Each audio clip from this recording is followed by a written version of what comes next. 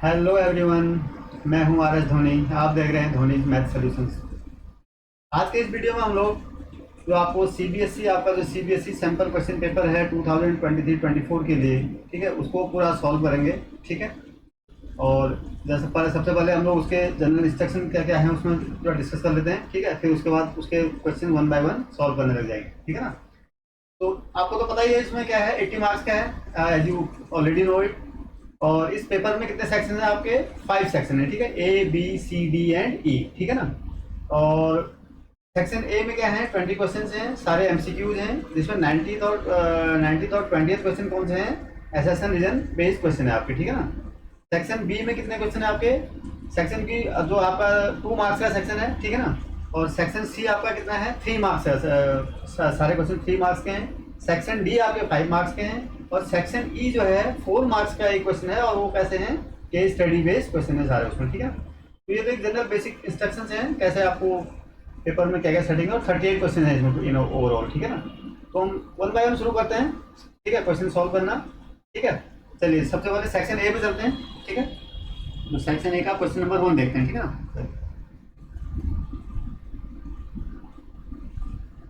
Section A का जो first question है वो क्या है, देखो फर्स्ट क्वेश्चन का आप देखिए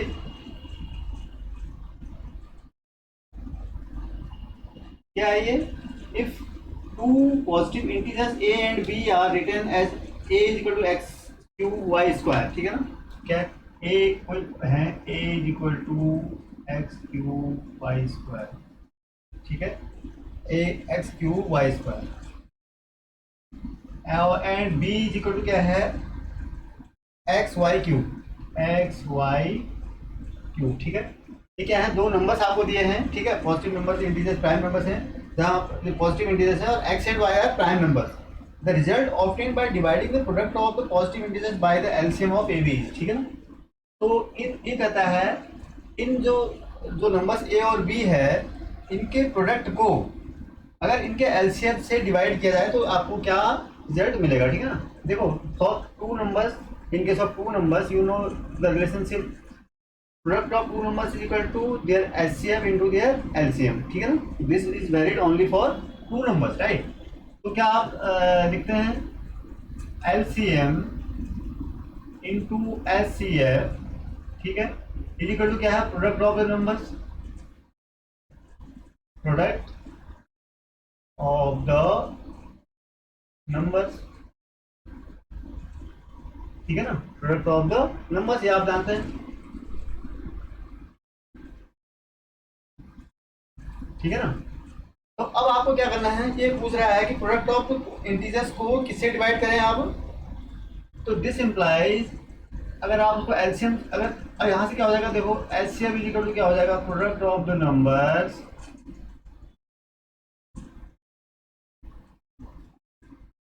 डिवाइडेड बाय एलसीएम। तो क्या मिल रहा है आपको, अगर प्रोडक्ट ऑफ नंबर्स को अगर आप एलसीएम से डिवाइड कर रहे हो तो क्या मिलेगा आपको, एचसीएफ मिलेगा। इसका मतलब क्या मिलेगा आपको, एचसीएफ। ठीक है ना। तो इन दोनों का आपको क्या मिलेगा, एचसीएफ। तो आंसर क्या होगा आपका, यानी आपको क्या निकालना था बेसिकली, इन दो नंबर्स का ए और बी का एचसीएफ निकालना है। ठीक है ना। आप इसको ऐसे भी सॉल्व कर सकते थे, कैसे कि पहले प्रोडक्ट निकालते, फिर उसको एलसीएम निकालते, फिर एलसीएम से प्रोडक्ट को डिवाइड करते, तब भी आपको एचसीएफ मिलता है। So you directly calculate the HCF. तो इसका एचसीएफ क्या होगा बेटा, ए और बी का एचसीएफ क्या होगा, देखो x की पावर कितनी है 3, x की पावर 1। देखो हम क्या लेते हैं एचसीएफ के केस में, लोएस्ट पावर लेते हैं। तो ये क्या हो गया, x, y की पावर 2, y की पावर 3, लोएस्ट पावर क्या हो जाएगी 2। So X Y square is the correct answer which is the HCF of A and B. ठीक है ना। तो कौन सा आंसर सही है इसका, X Y square, it is B, option B सही है इसका। ठीक है ना। चलिए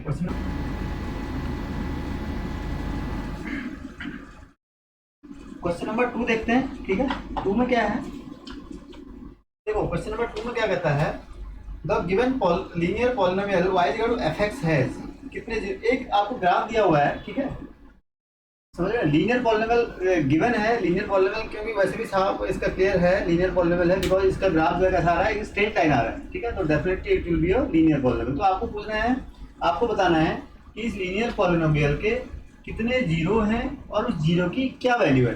तो आप बहुत सी तरीके से जानते हैं कैसे, अब ग्राफिकल अगर जब एनालिसिस करते हैं पॉलिनोमियल्स का, तो हम क्या कैसे देखते हैं कि जीरोस कौन से होंगे, जहां पर पॉलिनोमियल का ग्राफ जो है, पॉलिनोमियल इक्वेशन का ग्राफ एक्स एक्स को जहां पर काटता है, जितने नंबर ऑफ पॉइंट्स पर काटता है उतने उसके जीरोस होंगे। तो यहाँ पर एक्स एक्स को कितने नंबर ऑफ पॉइंट्स पर काट रहा है ग्राफ, ओनली 1 पॉइंट, ठीक है ना। एक्स एक्स को जो ग्राफ काट रहा है वो कहाँ पर काट रहा है, 3 0 पर काट रहा है और एक ही पॉइंट पर काट रहा है। तो कितने इसके जीरो हो जाएंगे, तो नंबर ऑफ जीरो कितने हो जाएंगे बेटा, इसके number of zeros is equal to 1। क्यों, because the graph is cutting the X axis at only 1 point. और कहां पर काट रहा है, जहां पर जो कटिंग पॉइंट है उसके कोऑर्डिनेट्स क्या है आपके 30 क्या है, उसके कोऑर्डिनेट्स 30 पर काट रहा है ना, एक्स एक्स को 30 पर काट रहा है, ठीक है ना। तो इसका मतलब क्या हो गया, इसका जो पॉलिनोमियल का जीरो होगा वो क्या होगा 3। तो number of zeros 1 and the value of the polynomial is 3। तो कौन सा ऑप्शन सही है आपका बेटा इसमें, बी, ठीक है, the correct option is B, ठीक है। क्वेश्चन नंबर 3 में देखो, क्वेश्चन नंबर 3 क्या है, इसमें कहता है the lines representing the given pair of linear equations are non-intersecting, which of the following statement is true, ठीक है ना। तो आपको दिया हुआ है, तो ग्राफ दिया हुआ है, तो पेयर ऑफ लीनियर इक्वेशन का सिस्टम हो, वो क्या है, नॉन इंटरसेक्टिंग है। नॉन इंटरसेक्टिंग का मतलब दे आर पैरेलल, ठीक है ना। ये क्या है, नॉन इंटरसेक्टिंग का क्या मतलब हुआ कि never intersect, it mean they are parallel. अगर दो इक्वेशंस आपके पास a1x, अब इक्वेशन आपको जो इक्वेशन दी है कैसी इनकी, क्वेश्चन नंबर 3 आपका क्या दिया हुआ है आपको, a1x plus b1y plus c1 is equal to 0। First equation ये है। दूसरी इक्वेशन क्या है बेटा, a2x plus b2y plus c2 is equal to 0 if they are parallel, ठीक है ना, इंटरसेक्ट नहीं कर रही हैं। तो हमारे पास क्या कंडीशन होती है, आपको पता होना चाहिए, a1/a2 is equal to b1/b2 is not equal to c1/c2। ये कंडीशन आपकी होती है, ठीक है ना। तो अगर नॉन इंटरसेक्टिंग है तो क्या होगा, ये कंडीशन सेटिस्फाई होनी चाहिए, ठीक है। तो कौन सी कहां पर है ये आपके बी में, तो करेक्ट आंसर इज बी, ठीक है ना, ठीक है। नेक्स्ट में चलते हैं, क्वेश्चन नंबर 4 क्या है, 4 में कहता है the nature of the roots of the quadratic equation 9x² - 6x - 2 = 0। Quadratic equation आपको कौन सी दी है, 9x² - 6x - 2। इसका आपको नेचर ऑफ रूट्स बताने हैं, क्या बताने हैं, नेचर ऑफ रूट्स, ठीक है। कैसे रूट्स होंगे आपको क्या पता है कैसे, क्या अगर अब ये क्वाड्रेटिक इक्वेशन ये है, इसको हम कंपेयर कैसे करेंगे, तो ax² plus bx plus c is equal to 0।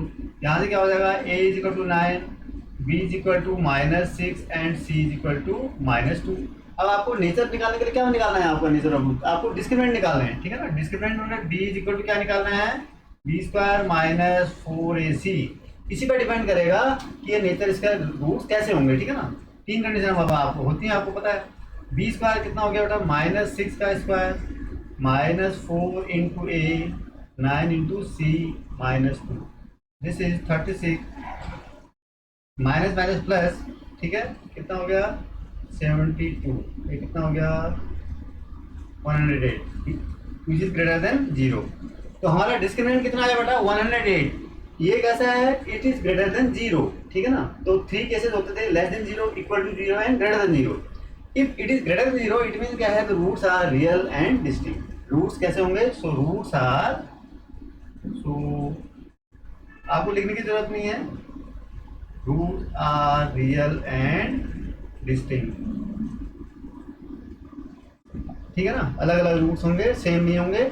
अगर इक्वल होता है 0 के तो हम कहते हैं इक्वल हैं और रियल भी होंगे, और अगर लेस देन 0 हो जाता है तो क्या कहते हैं, not, roots does not exist, ठीक है ना। तो कौन सा ऑप्शन सही है आपका बेटा, see, this is the correct option, right. Now next come to next, see आपका सही है, ठीक है। 5th क्वेश्चन में आते हैं। 5th क्वेश्चन में क्या कहता है, two AP have the same common difference, ठीक है ना। माना उनका डिफरेंस क्या है दोनों के लिए, ये आपका 6th क्वेश्चन है, ठीक है ना, सॉरी 5th क्वेश्चन है।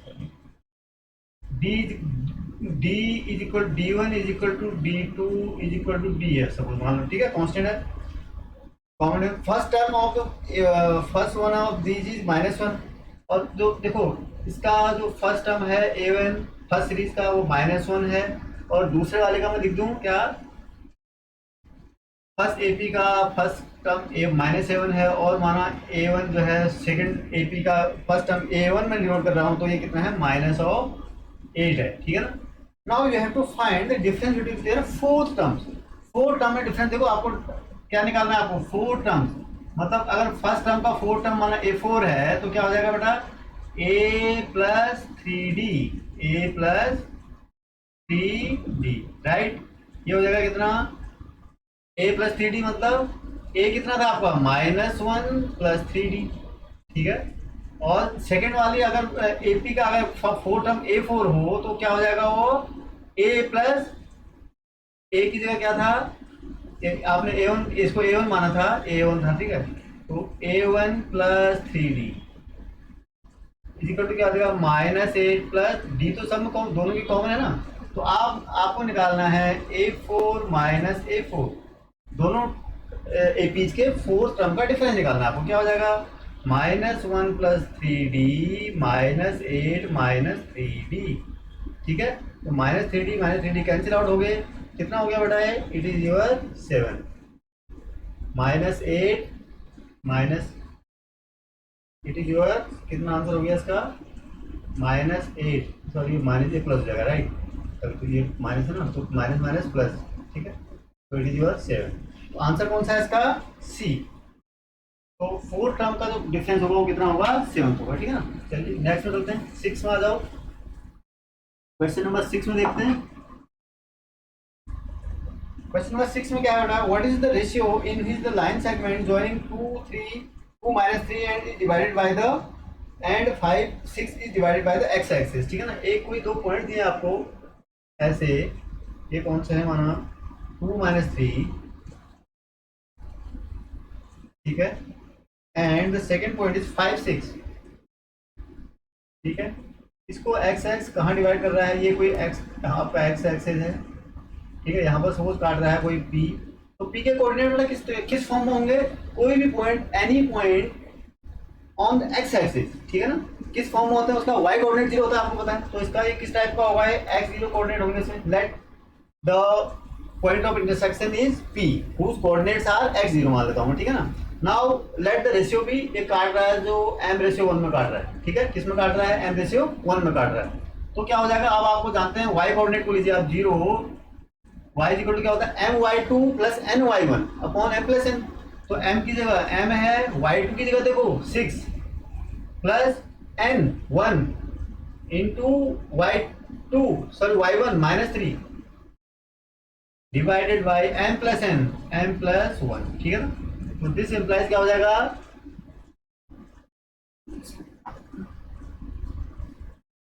एक मिनट, क्या हो जाएगा, my2 यानी 0 इज इक्वल टू जाएगा m into 0 is equal m into 6 plus 1 into -3, ठीक है, डिवाइडेड बाई m + 1। तो दिस इम्प्लाइज 0 हो गए, ठीक है। तो this implies 6m cross multiply करोगे -3 is equal to 0, this implies m is equal to 1/2। तो रेशियो क्या होगा आपका, m/1 था, 1/2/1 इज इक्वल टू 1/2। तो रिक्वायर्ड रेशियो क्या है बेटा आपका, 1/2। तो कौन सा आंसर सही है इसका, ए ऑप्शन सही है। कौन सा ऑप्शन सही है, ए, ठीक है ना। चलिए फटाफट करते हैं, एमसीक्यूज हैं 1 मार्क्स के। कम टू क्वेश्चन नंबर 7, ठीक है। क्वेश्चन नंबर 7 में आ जाते हैं। 7 में क्या है बेटा, a point xy is at a distance of 5 units from the origin. How many such points lie in the third quadrant? देखो ये थोड़ा सा इट्स अ ट्रिकी क्वेश्चन, ठीक है ना, आपको एनालाइज करना पड़ेगा। ये कोई क्या है, ये ओरिजिन है, ठीक है। एक पॉइंट ऐसा है, ठीक है, एक पॉइंट ऐसा है जिसका सेंटर क्या है, एक्स, सॉरी, जिसका ओरिजिन से उसकी डिस्टेंस हमेशा कितनी होनी है, 5 यूनिट। तो देखो ओरिजिन से 5 यूनिट तो कहीं भी हो सकती है, यहाँ से यहाँ भी हो सकता है, यहाँ भी हो सकता है, यहाँ भी, यहाँ भी, यहाँ भी, एनी, ठीक है। यानी मैं एक सर्किल खींच दूं, ठीक है, इसकी डिस्टेंस क्या है, if I draw circle keeping its centre at O, with radius 5 units. तो ऐसे सारे पॉइंट जितने भी सर्कल में आएंगे सारे पॉइंट इस कंडीशन को हमारी सेटिस्फाई करेंगे। सबकी डिस्टेंस क्या होगी, ओरिजिन से 5 यूनिट्स होगी। लेकिन यू हैव टू टेल कि how many such points exist in only third quadrant. आपको थर्ड क्वाड्रेंट में करना है। देखो इसमें क्या होगा, यानी यहाँ से ऐसे पॉइंट्स आपको निकालने हैं जिनकी डिस्टेंस क्या होगी, 5 यूनिट्स होगी। तो क्या होगा, ये वाले जितने भी पॉइंट इस यहाँ से यहाँ तक लाई करेंगे इस आर्क में, थर्ड क्वाड्रेंट में, इस आर्क में, तो सारे कितने पॉइंट्स होंगे, तो सारे पॉइंट्स 5 यूनिट्स की डिस्टेंस पे होंगे ओरिजिन से डेफिनेटली। तो ऐसे कितने पॉइंट होंगे, इनफाइनाइट। कितने होंगे, देखो 5 यूनिट्स ओरिजिन से 5 यूनिट्स की डिस्टेंस पर जितने भी सर्कल में पॉइंट्स होंगे सब 5 यूनिट्स की डिस्टेंस पे होंगे, ठीक है। तो ऐसे इनफाइनाइट पॉइंट्स हो डेफिनेटली, यहाँ से इनके बीच में भी इनफाइनाइट पॉइंट्स होंगे। So how many points exist, definitely infinitely many, right, ठीक है। तो D is the correct answer, D is the correct. Question number 8 क्या है बेटा, क्वेश्चन नंबर 8 में कहता है in triangle ABC D is parallel to AB if AB is equal to, देखो एक फिगर दी है आपको, ठीक है, ऐसी फिगर बना रखी है, ठीक है, ये है फिगर ऐसी, and this line is parallel to A, this is B and this is C and this is D and E। ये क्या है, ये D है, ये है, and D is parallel to AB है, ठीक है। AB is equal to A, मैं दिखा रहा हूँ, ठीक है, and D is equal to X, this is X, and B is equal to B, and this is EC is equal to C. Now you have to express, then X expressed in terms of ABC. तो क्या होगा, ये parallel है, देखो आपको क्या दिया हुआ है, AB is parallel to DE, ठीक है ना। AB किसके पैरेलल है, D के, तो क्या होगा डेफिनेटली, आप देखो ये एंगल क्या है, इन ट्रायंगल, आप ध्यान से देखो, in triangle ABC and triangle DEF क्या होंगे दोनों बेटा, देखो इस ट्रायंगल में ये एंगल तो कॉमन है ही है, ठीक है, ये एंगल कॉमन है, पैरेलल है, तो क्या होगा, ये एंगल भी करस्पॉन्डिंग एंगल, ये भी करस्पॉन्डिंग एंगल होंगे, तीनों एंगल क्या होंगे, डेफिनेटली इक्वल हैं इनको दोनों के, तो ठीक है। क्या होगा, triangle ABC is similar to triangle DEF, किससे होगा बेटा, A सिमिलरिटी या A सिमिलरिटी, जो भी आप कहो, ठीक है, ठीक है, A सिमिलरिटी। अगर ये सिमिलर नहीं है तो क्या होता है, साइड्स के प्रोपोर्शनल होते हैं, तो दिस इंप्लाइज, आप जानते हैं, you know very well, if two triangles are similar then their sides are proportional, it means AB upon DE is equal to what, BC upon CE. This implies AB कितना है बेटा, ABA, DE is your X is equal to BC is what, BC is B plus C and this is your C, right।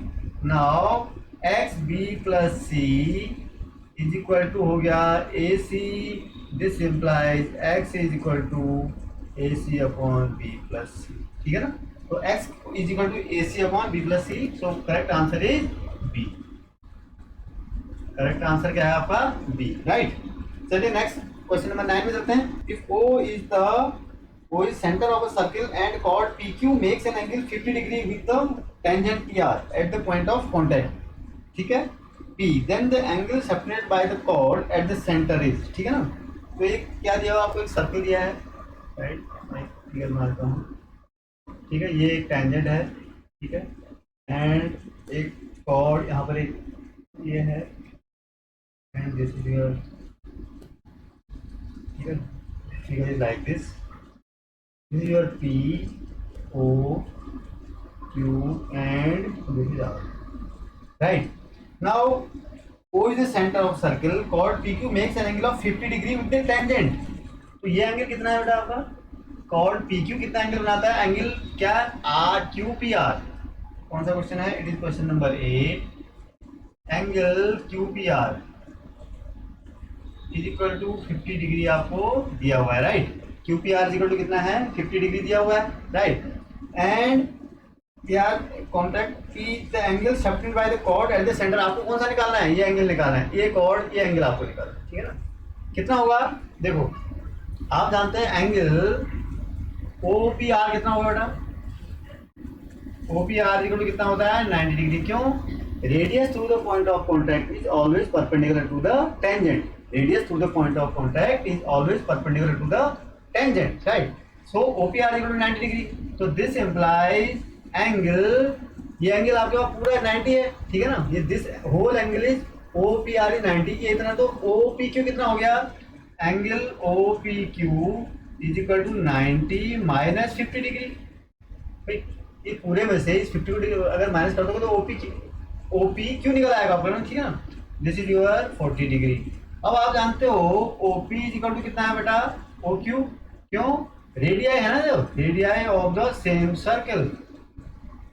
तो क्या हो गया, अगर ऐसा अगर है तो क्या होता है, sides opposite, angles opposite to equal sides are also equal.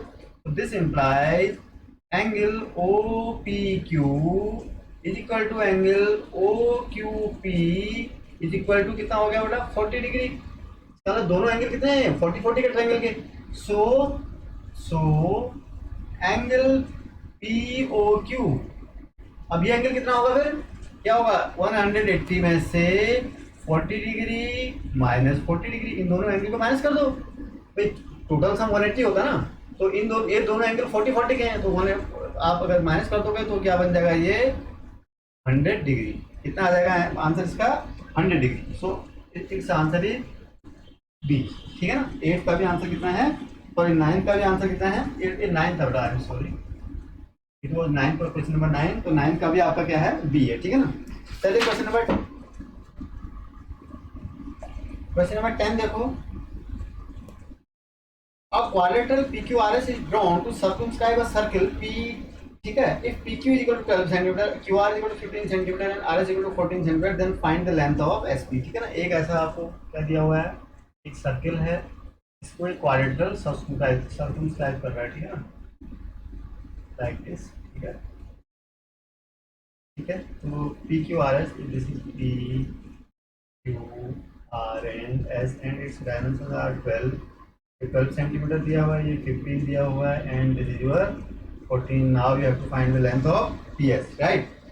तो आप देखो इस केस में आपको एक रिजल्ट है इसका, आपको पता होना चाहिए। If this is the case, क्या है इसमें, if any quadrilateral is circumscribe a circle, then in that case the sum of the opposite sides, pair of opposite sides is equal to the sum of the other pair of opposite sides। मतलब इस case में क्या होता है, आपको direct result पता होना चाहिए, PQ प्लस PQ, इसका अपोजिट साइड कौन सी है, SR इज इक्वल टू क्या होता है आपका, क्योंकि 1 मार्क्स में है ना, अगर आपको 3 मार्क्स में 4 मार्क्स में होता तो आपको प्रूफ करना पड़ता है, ठीक है। तो directly you can apply that RQ QR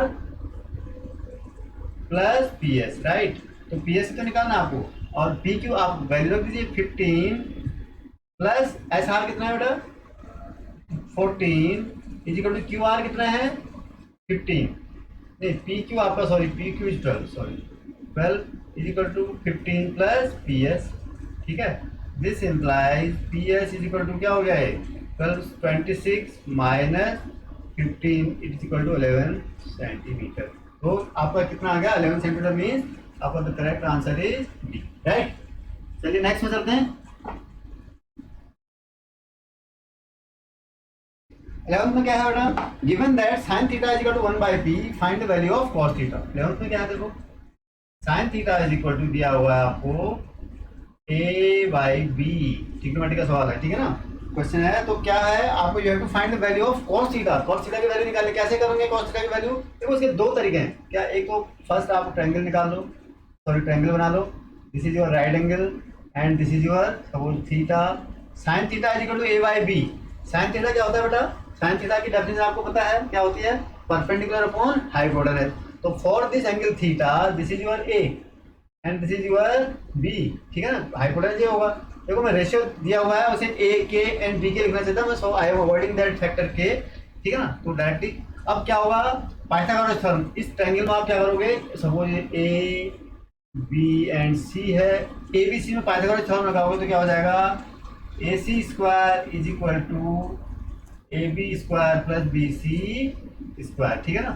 this implies B square is equal to AB square कितना बेटा, A square plus BC square, ठीक है ना। तो this implies BC square is equal to क्या हो गया, B square minus A square, this implies B C is equal to B square minus A square इसका स्क्वायर रूट, ठीक है ना। ये आपने बी सी निकाल दिया। अब आपकी तीनों साइड निकल गई तो आप you can find any ratio. You have to find just cos और cosine of theta. Cosine of theta की डेफिनेशन आपको पता होनी चाहिए, क्या है, base upon, base mean for this angle theta this is base B C upon hypotenuse this is A C, right. This is, अब B C आपने just निकाला B square minus A square upon B, this is your answer, ठीक है ना। कौन सा answer सही है इसका, बी सी सही, तो करेक्ट आंसर इज सी, ठीक है ना। और सेकंड मेथड क्या है इसकी, सेकंड मेथड भी है, देखो सेकंड मेथड अगर आप लगाना चाहते हैं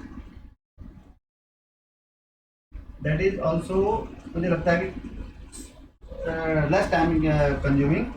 अब आप जानते हैं क्या है, एक relation you know sine square theta plus cosine square theta is equal to 1। This implies cosine of theta is equal to क्या होता है, 1 माइनस साइन स्क्वायर थीटा का स्क्वायर रूट, ये होता है ना।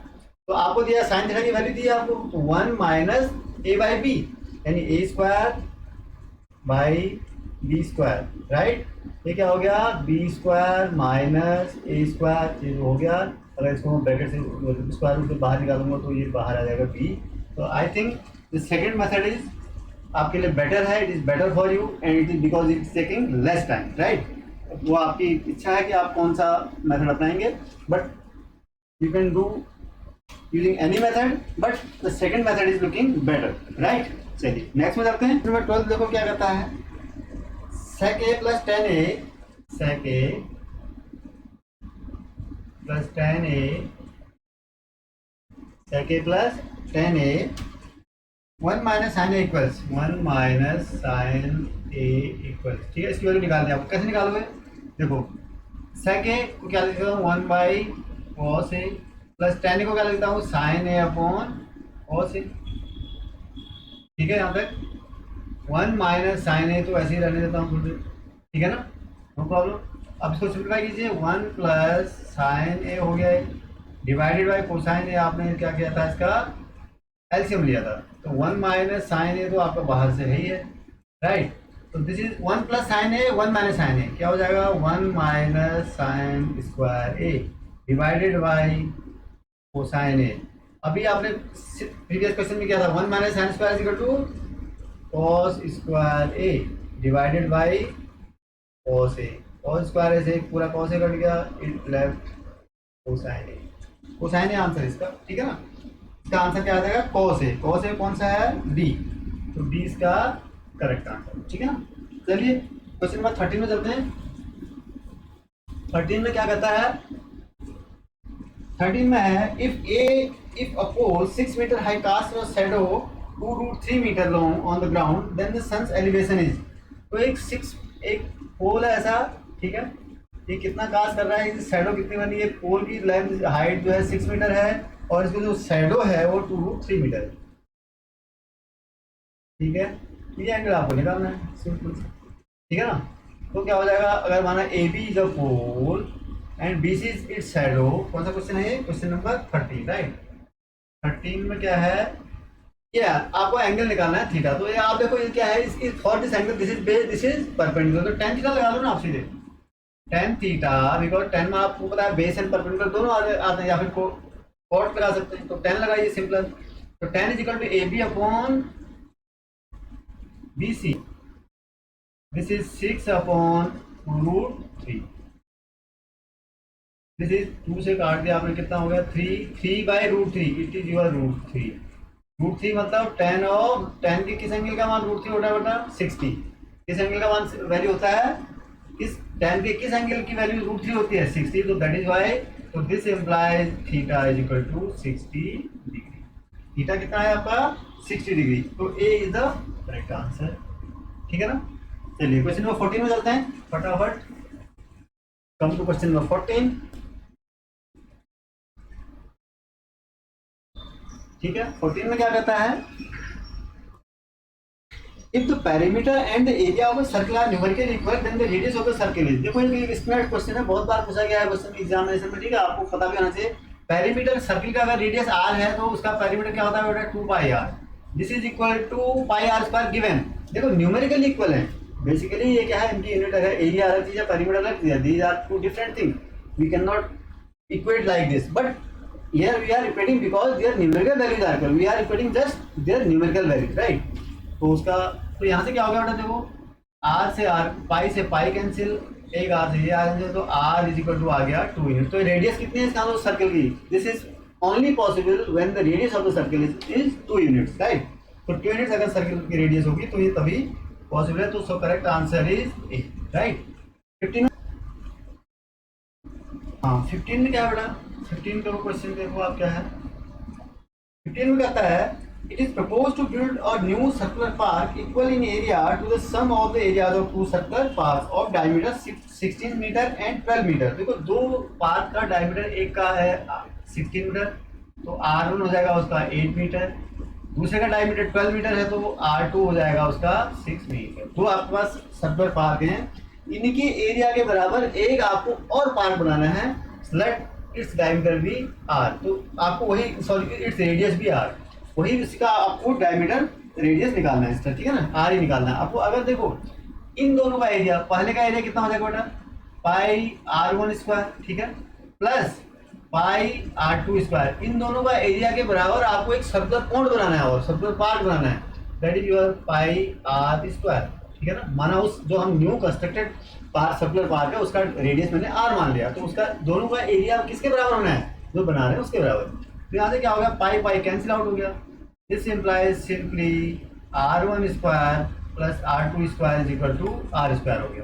तो R1 स्क्वायर कितना है पता है आपको 64 प्लस R2 स्क्वायर कितना है 36 is equal to R square, this implies R is equal to कितना होगा 36 प्लस 64 100, तो R is equal to 10 metre, ठीक है ना। कितना हो गया बेटा, R is equal to 10 metre, यानी आप जो रेडियस का जो सर्कल का जो रेडियस आएगा नया वो कितना आएगा 10 मीटर। तो so your answer is a, correct answer is a, ठीक है। क्वेश्चन नंबर 16 में जाते हैं,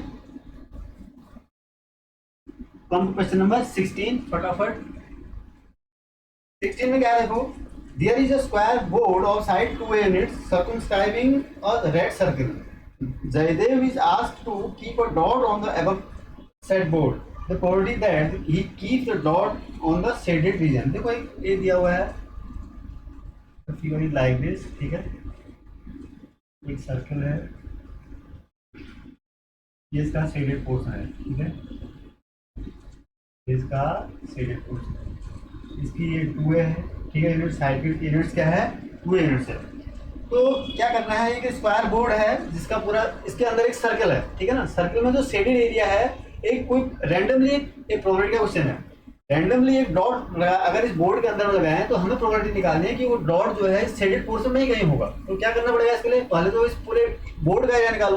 तो एरिया ऑफ द बोर्ड क्या हो जाएगा, मतलब एरिया ऑफ द बोर्ड मतलब area of the circle sorry square, ठीक है ना।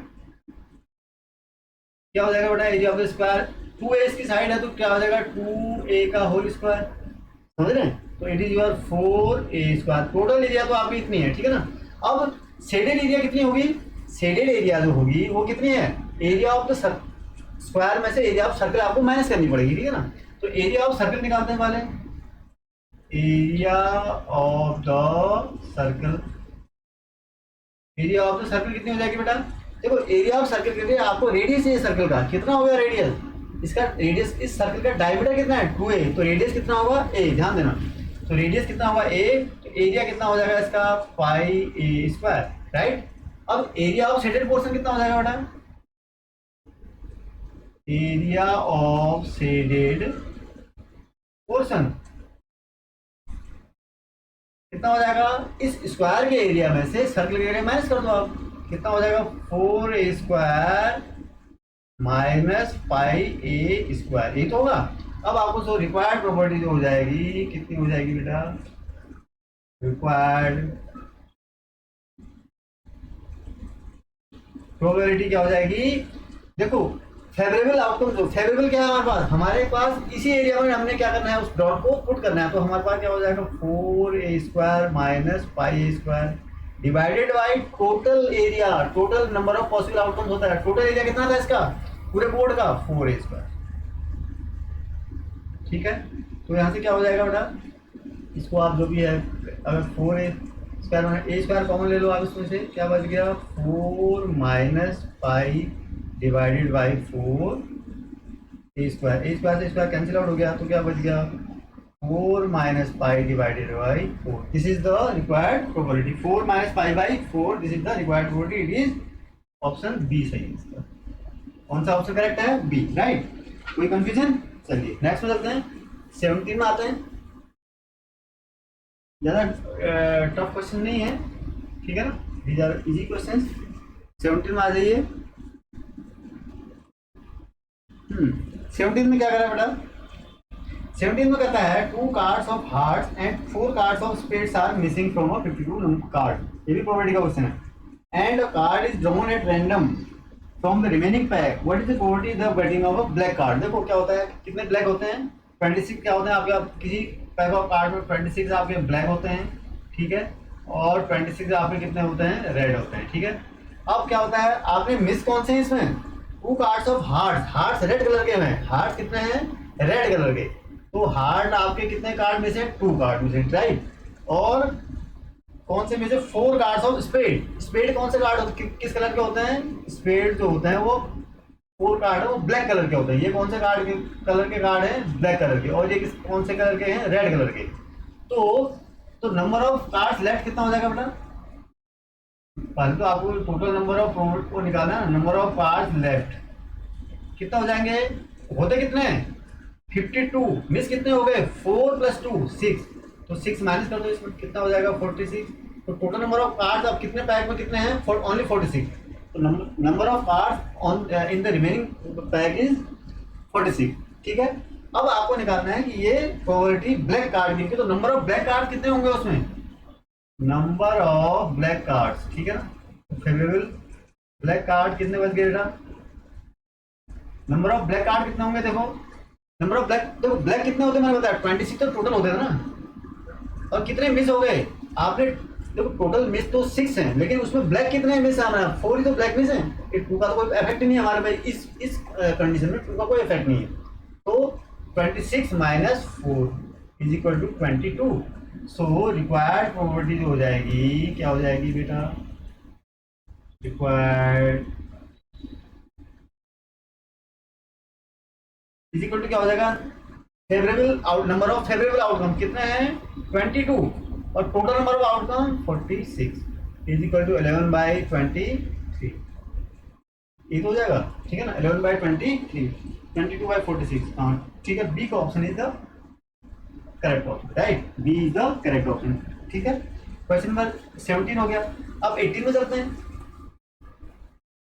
18 में क्या है बेटा, 18 में क्या है, upper limit of the model class of the given distribution. देखो एक आपको फ्रीक्वेंसी डिस्ट्रीब्यूशन दिया है, लेकिन किस फॉर्म में है, क्यूमुलेटिव फॉर्म में, ठीक है, क्यूमुलेटिव फ्रीक्वेंसी फॉर्म में दिया है, तो आपको इसको नॉर्मल फ्रीक्वेंसी डिस्ट्रीब्यूशन में कन्वर्ट करना है और आपको मॉडल क्लास निकालना है। You have to find just modal class, mode नहीं निकालना है आपको, मॉडल क्लास निकालना और उसकी अपर लिमिट निकालनी है। तो मॉडल क्लास एक बार पता लग जाए आपको, दैट्स ऑल क्वेश्चन हो जाएगा। तो आपको क्या करना पड़ेगा, इसको आपको थोड़ा सा पहले इसमें कन्वर्ट करना पड़ेगा इसको। कैसे, देखो कन्वर्ट कैसे करेंगे, देखो आपको क्लास 140 145 5 का गया है ना, तो आप क्या करोगे, क्लास पहले इसको ऐसे लिखो क्लास, फिर यहाँ पर क्या लिखो फ्रीक्वेंसी,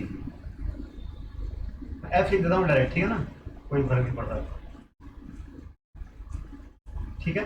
तो क्लास क्या हो जाएगा बेटा, देखो 135 से लेके 135 से लूंगा मैं क्योंकि 5 का गैप, ठीक है, 140 से लेके 145 145 to 150 150 to 155 155 to 160 160 to 165, कहाँ तक है 165 तक है, ठीक है ना। चलिए अभी कितना हो गया, तो आपको अब ये ग्राफ पता होना चाहिए, ये वैल्यू कैसे निकालते हैं। फर्स्ट के लिए तो 4 ही आएगा, सेकंड कितना हो जाएगा 11 - 4 11 - 4 7, ठीक है ना। थर्ड कितना होगा 29 - 11 कितना हो जाएगा ये 18, ठीक है ना। नेक्स्ट 40 - 29 इक्वल टू 11, ठीक है, और 46 - 40 equal to 6, and finally 51 - 46 is equal to कितना हो गया 5, राइट। अब आपको देखना है कि सबसे ज्यादा फ्रीक्वेंसी कौन सी क्लास की है। देखो सबसे ज्यादा फ्रीक्वेंसी कौन सी है 18, तो यही मॉडल क्लास है आपका, कौन सा है 145 टू 50।